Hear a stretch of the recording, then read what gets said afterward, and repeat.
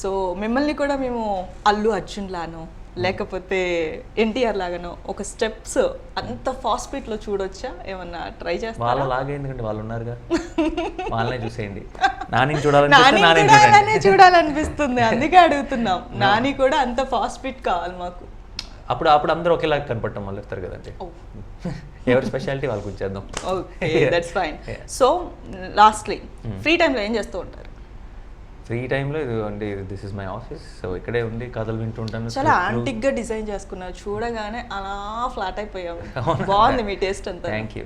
So ఇక్కడే time spend చేస్తాను, mostly కథలు వింటూ ఉంటాను, లేదంటే సినిమాల గురించి డిస్కస్ చేస్తున్నాను.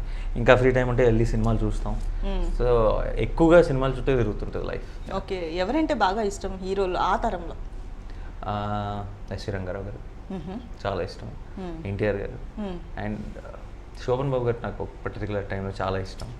అండ్ ఆ జనరేషన్ అయితే వాళ్ళు. అండ్ ఆ తర్వాత నేను గ్రోయింగ్ అప్ స్టేజ్లో కమల్ హాసన్ గారు అంటే చాలా ఎక్కువ ఇన్స్పైర్ అయ్యాను. ఏంటి ఇంత డెడికేషన్, ఇంత ప్యాషన్ ఏంటి ఒక ఫిల్మ్ మేకింగ్ పట్ల, ప్రతి క్రాఫ్ట్ని నేర్చుకొని ప్రొజెక్ట్ చేయడం. కానీ ఆయన ఈ రోజు దాకా సంపాదించిన ప్రతి రూపాయి మళ్ళీ సినిమా మీద పెట్టాడు. ఆయనకి సినిమా తప్పితే ఇంకో ప్రపంచం లేదు. సో అలాంటివన్నీ చూసి కొంచెం సినిమా అంటేనే ఒక రెస్పెక్ట్ పెరిగింది. సో గ్రోయింగ్ అప్ ఏజెస్లో నా ఫేవరెట్ యాక్ట్రెస్ కమల్ గారు. ఓకే, సినిమా ఫీల్డ్లో గురువులు అంటూ ఎవరు? గురువులు లేరండి, బాబు గారు అని చెప్తాను. Right, okay. సో హీరోయిన్స్లోకి వచ్చేసరికి ఎవరున్నారు ఫేవరెట్ మీకు?